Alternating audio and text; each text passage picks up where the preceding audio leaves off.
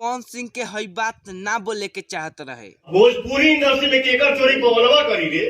तहरा लोग के बता दी कि पवन सिंह के एगो नया गाना आइल ह आ खेसारी लाल के पुराना। अरे कहना क्या चाहते हो? मतलब कि पवन सिंह के एगो गाना आइल बा से भंगुरी के चीख के जाइम। आ टुनटुन यादव के 1 महीना पुराना गाना। अब सुना लो खेसारी लाल के एगो हई गाना। अरे मुझे चक्कर आने लगा। तहरा लोग के कुछ बुझाइल नहीं मतलब तहरा लोग के ना बुझाइल।